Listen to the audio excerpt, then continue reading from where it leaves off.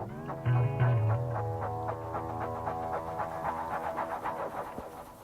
BookTube, I'm here today to showcase a series of comics. They are the Valerian and Laureline comics. They are written by Pierre Christian and illustrated by Jean-Claude Mézières. They're originally published in French, but a lot of them have been translated into English. Not all of them, but some of them. I've read the first 3 English translations: The City of Shifting Waters, Empire of a Thousand Planets, and World Without Stars. And I read them because of the influence they have on the science fiction genre, not just on comics and books, but also on movies. For example, The Fifth Element, Luc Besson, the director, has said that, you know, he got a lot of influence from the Valerian and Laureline series. In fact, he's going to be making the Valerian movie, which is another reason I picked up this book. But also because of the influence on Star Wars as well. I'm going to insert some pictures here that compare Star Wars with Valerian and Laureline.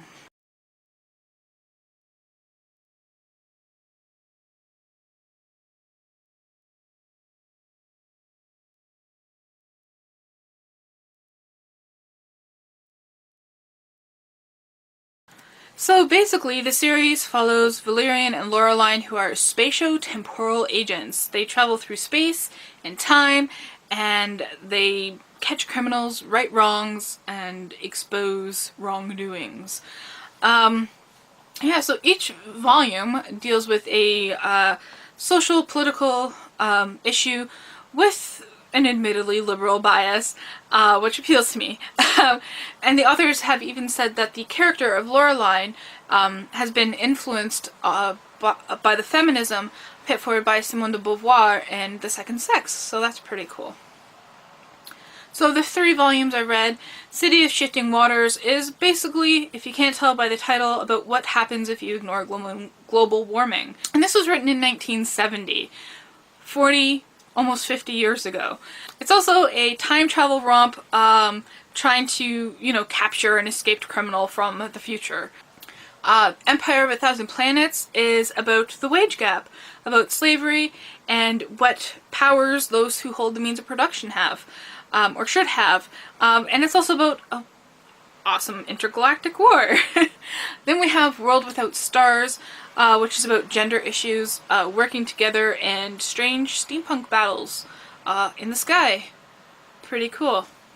But they're not just moral stories, they're also interesting stories that are influenced by early science fiction, and the role of early science fiction, as Asimov put it, to consider the nature of changes that face us, the possible consequences, and the possible solutions. So if you're into early science fiction, I think you'd definitely be into these comics. Valerian is kind of your typical tall, dark, handsome character, but he's also very obedient to his superiors and following the rules.